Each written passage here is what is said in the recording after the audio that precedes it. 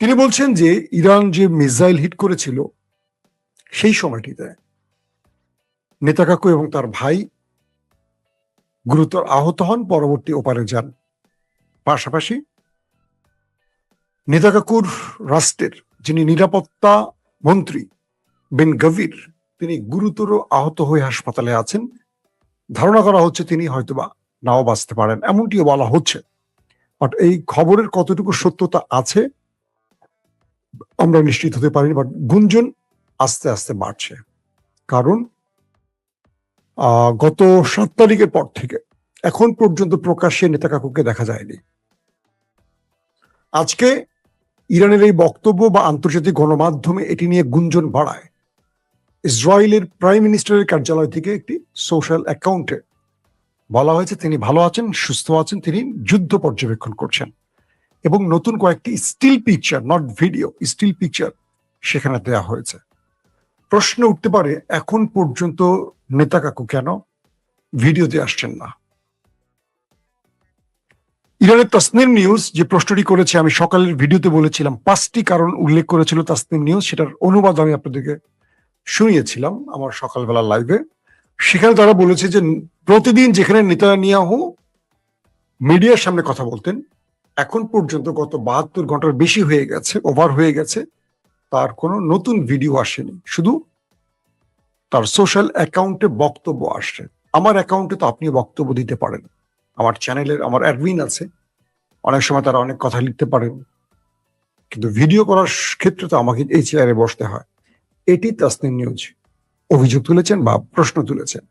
আমরা অপেক্ষায় থাকতে চাই, দেখি শেষ পর্যন্ত নেতাকাকুর গুঞ্জনটি সত্যি না মিথ্যা হয়। দর্শক, আসছি 2 নম্বর গুরুত্বপূর্ণ খবর। ইরান কেন আসলে হামলা করছে তেলের ডিপোতে আরবের? প্রশ্নটি অনেকেই করতে পারে। আরবও প্রশ্ন করেছে ইরানকে।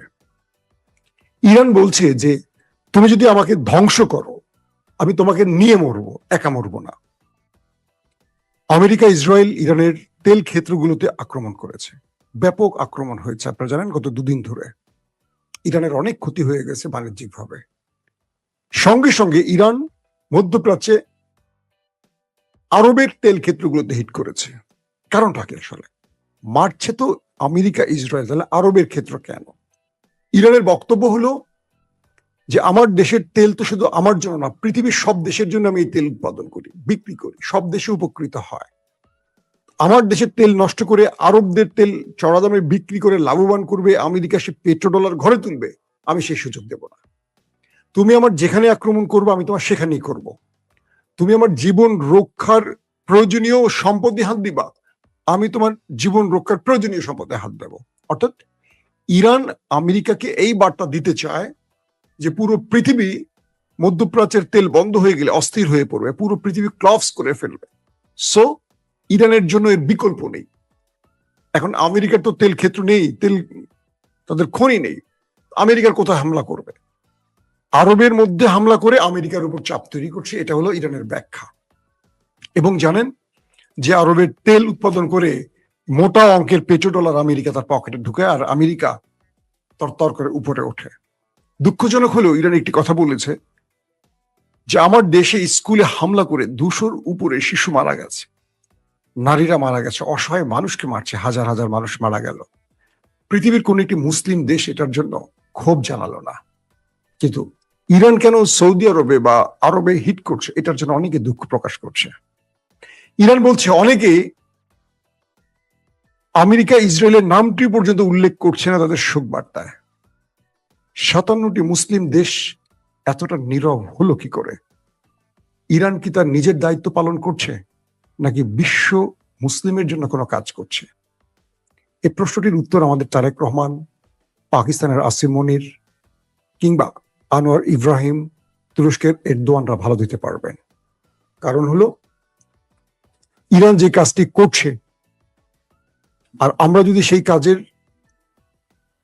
প্রশংসা বাদ দিই, শত্রুর নামটি উল্লেখ না করতে পারি, এটা আমাদের সবচেয়ে বড় লজ্জা। কারণ আল্লাহ রাসূলের হাদিসগুলো এরকমই আসছে, শেষ জমানায় মুসলমানরা মৃত্যুর ভয় পালাবে, কিন্তু মুসলমানদের মৃত্যু তারা করবে।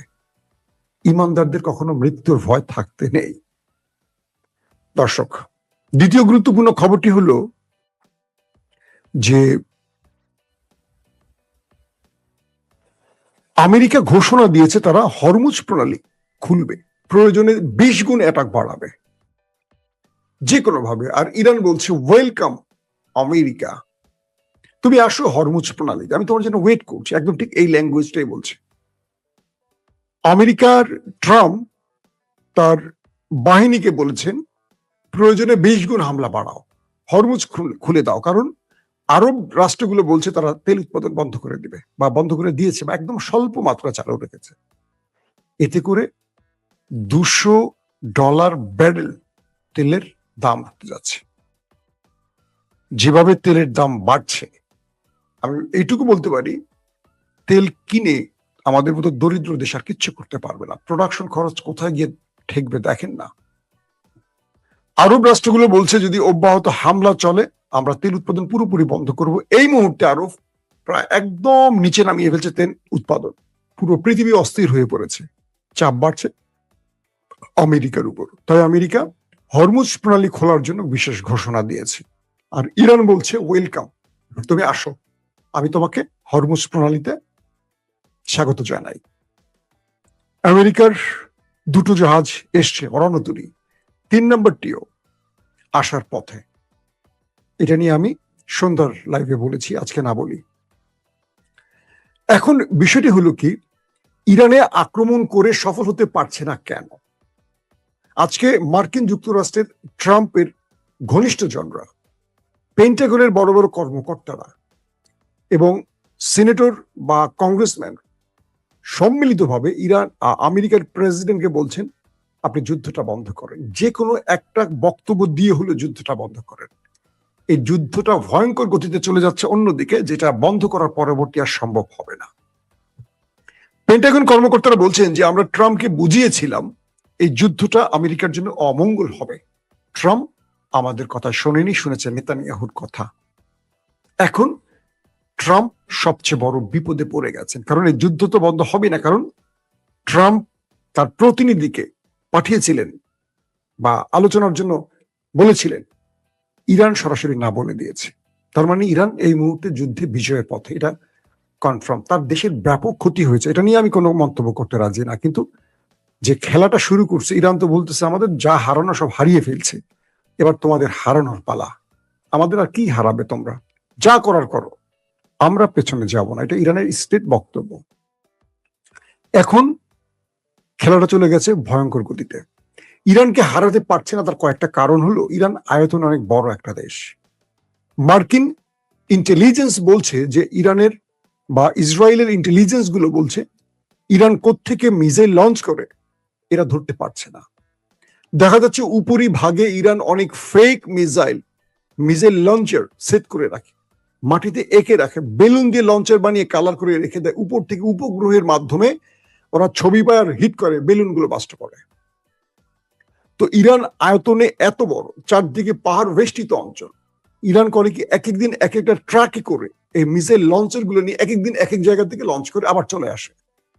ধরেন আজকে ইস্পাহান শহর থেকে করছে, কালকে ফোর্দো অঞ্চল থেকে করছে, আরেকদিন তেহরানের শেষ প্রান্ত থেকে করছে, একদিন বেলুচিস্তান পয়েন্ট থেকে করছে।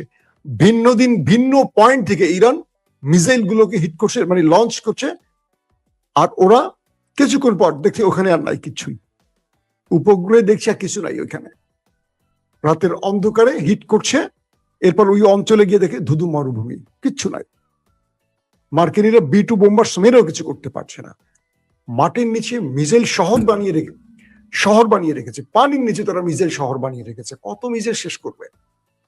এদিকে মার্কিন গোয়েন্দা মাধ্যমগুলো বলছে চীন কয়েকটি কার্গো জাহাজ ভর্তি করে নতুন করে ইরানে মিসাইল তৈরির কাঁচামাল পাঠিয়েছে। তার মানে ইরানের ভেতরে এখন প্রতিনিয়ত মিসাইল তৈরি হচ্ছে, উৎপাদন হচ্ছে, সব বন্ধ, শুধু মিসাইল আর ড্রোন তৈরি হচ্ছে।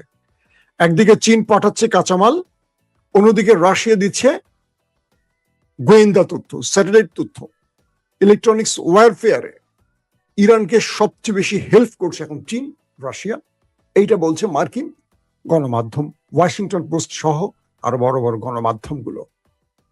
এই যে কার্গো জাহাজ ভরে চীন থেকে এসছে, সব কাঁচামালগুলো হলো মিসাইল এবং ড্রোন তৈরির জন্য। তার মানে ইরান একদিকে মারছে আর লম্বা যুদ্ধের জন্য মিসাইল স্টোরেজ বাড়াচ্ছে।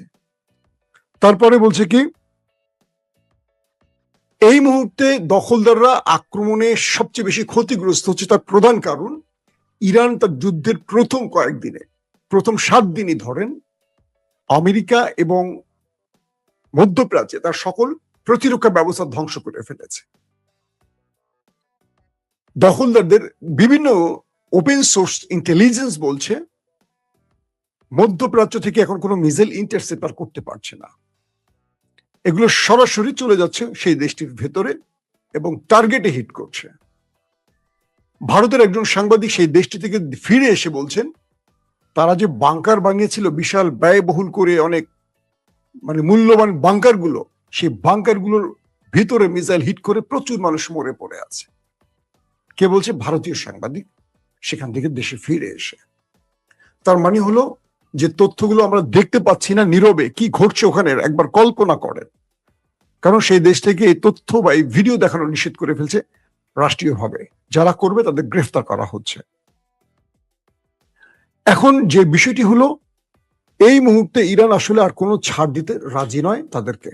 তারা বলছে আমাদের সামনে আর কোনো পথ খোলা নেই, একটি পথ খোলা। যারা ট্রাম্পকে যুদ্ধ বন্ধে পরামর্শ দিচ্ছেন, তার নিকট পরামর্শকরা, তারা বলছেন সময় থাকতে মিস্টার ট্রাম্প আপনি যুদ্ধ বন্ধ করেন। এবং এই বিষয়টি কারা প্রকাশ করছে? Wall Street journal. তারা বলছে মার্কিন সিনেটররা, ট্রাম্পের উপদেষ্টাগণ, পেন্টাগনের কর্মকর্তারা ট্রাম্পকে যুদ্ধ বন্ধ করার জন্য পরামর্শ দিচ্ছেন। যে কোনো একটা অভিযোগ বা অজুহাত তুলে যে আমরা বিজয় পেয়ে গেছি, কিছু একটা বলে হলো এই যুদ্ধ যেন তিনি বন্ধ করে দেন। কিন্তু ট্রাম্প পারছেন না ইসরায়েলের চাপে। তার কোনো গোপন কিছু হয়তো বা সেই দেশটির হাতে আছে, এমনটি বলা হচ্ছে। ইরান এই মুহূর্তে পজিটিভ বা বিজয়ের পথে কেন? কারণ ইরান, ইসরায়েল, আমেরিকা সব জাল ছিন্ন করে ফেলেছে। যেটি একটু আগে বললাম যে এতদিন এই 7 দিন তারা মার খেয়েছে, অনেক মিসাইল হারিয়েছে, কম দামি মিসাইল গুলো শেষ করেছে। কারণ এই জাল ছিন্ন করার জন্য তাদের আত্মঘাতী ড্রোন গুলো এত ক্যারিশমাটিক, এত পারফেক্টলি এখন কাজ করছে যেটা কেউ কল্পনা করতে পারছে না। এখন ইরান পেছনে যায়। ইরানের কথা এখন যদি আমি চুপ হয়ে যাই, থেমে যাই, আবার তো তারা 6 মাস পরে শুরু করবে। এটি সুযোগ তাদেরকে দোলে মুচড়ে শেষ করে দেয়া, যেন আর সোজা হয়ে দাঁড়াতে না পারে। এখন দুটো দেশের দুর্বলতা ইরান বুঝে ফেলেছে, অর্থাৎ আমেরিকা এবং তার অন্যতম মিত্র নেতাকাকুর দুর্বলতা বুঝে গেছে আমেরিকা, যে ইরান তাদের দুর্বলতা কি। এখন আর ইরান পিছনে তাকাচ্ছে না। তার দেশে কি ক্ষতি হবে কি হবে না এটা নিয়ে ইরান ভাবছেই না। ইরান মনে করছে এই দুর্বলতার সুযোগে আমাকে মূল কাজটি করতে হবে। দর্শক, এর পরের যে গুরুত্বপূর্ণ খবর সেটি হলো নেতাকাকুর বাড়ির সবচেয়ে গুরুত্বপূর্ণ স্যাটেলাইট সিস্টেমকে ইরান মিসাইল এবং ড্রোন অ্যাটাকে ধ্বংস করে ফেলেছে। বলা হচ্ছে এটি মানে এই স্যাটেলাইট সিস্টেমটি সকল তথ্য যোগাযোগের মূল কেন্দ্র ছিল। অর্থাৎ কোত্থেকে কি হচ্ছে না হচ্ছে, যেটা হেডকোয়ার্টার বলা হয় ইসরায়েলের। ইসরায়েলের বিমান বাহিনী এখন অন্ধ, কারণ তার মূল স্যাটেলাইট সিস্টেমটিকে অকেজ করে ফেলেছে ইরান। অর্থাৎ শত্রুর দিকে আগানোর জন্য যে জালগুলো তৈরি করে রেখেছিল, Iron Dome, David Sling, Patriot, THAAD, আরো যা যা ব্লাব ব্লাব আছে, ধারাবাহিক সব শেষ করে এখন ভিতরে তাদের রাডার সিস্টেম ধ্বংস করছে, তাদের স্যাটেলাইট সিস্টেম ধ্বংস করছে। এগুলো করে ইরান একদম চলে এসছে। বলা হচ্ছে সামরিক বাহিনীর যে মূল কেন্দ্রগুলো, এগুলোকে ওপারে পাঠিয়ে দিয়েছে ইরান। এখন সামরিক বাহিনীও অ্যাক্টিভলি টোটাল ফ্যাসিলিটি ভোগ করতে পারছে না, বুঝতেই পারছে না। অনেক সময় সাইরেনও বাজছে না যে কি আসছে, আবার সাইরেন বাজছে কিন্তু অ্যান্টি মিসাইল ফুরিয়ে আসছে। আবার যে মিসাইল গুলো ইরান ছুটছে, এই মিসাইল গুলো আয়রন ড্রোম খেতে পারছে না। আয়রন ড্রোম নিজে উপরে গিয়ে নিজে ব্লাস্ট করে নিজে পরে নিজের মানুষকে ক্ষতিগ্রস্ত করছে, কিন্তু শত্রু মিসাইলকে খতম করতে পারছে না। কি করবে এখন? এই পরিস্থিতিতে বিশাল এক চাপে পড়ে গেছে নেতা চাচার দৃষ্টি। পাশাপাশি আরবকে আবারও যুদ্ধে টেনে আনার জন্য চাল চেলেছে ট্রাম্প চাচ্চু। তারা আরবকে বলছে তুমি যুদ্ধে আসো, আমি তো আর একা পারছি না, তুমি আসো। আরব বলছে তুমি পারছো না মানে কি? তোমাকে পেট্রোডলার দিয়ে যুগের পর যুগ যে পালছি, ট্রিলিয়ন ট্রিলিয়ন ডলার যে দিছি, তোমার সৈন্যরা কোথায়? সব তো পালাই গেছে। অর্থাৎ মার্কিন সেনারা ইরানের আক্রমণের পর তাদের ঘাঁটিগুলো ছেড়ে চলে গেছে কোথায়? আমেরিকাতে। এখন একা করে গেছে আরবদেরকে। আরবদের বলছে তোমরা আসো ইরানের সাথে যুদ্ধে। আরবরা বলছে যে না, এই মুহূর্তে আমরা যুদ্ধে জড়িয়ে আমাদের বাকি ক্ষতিটা করতে চাই না। কারণ ইরানের চেয়েও, ইরান তো লড়াই করা জাতি, সৌদি আরব তো টিকে থাকতে পারবে না। সৌদি আরব যেই সুন্দর করে তার দেশ দুবাই টুবাই কি বুর্জ খলিফা টলিফা বানাইছে, ইরান তো এখনো সেখানে টার্গেট করে নাই, আশেপাশ দিয়ে মিসাইল গুলো ছাড়ছে আর ওদের ভয় দেখাইছে। যদি কোনোভাবে যুদ্ধে আরব জড়ায়, গালফ কান্ট্রি জড়ায়, তাদের ইমারত গুলো থাকবে না, রাজ পরিবার গুলো থাকবে না, একদম টার্গেটে টার্গেটে হিট করবে। এক একটা রাজ পরিবারের শত শত সদস্য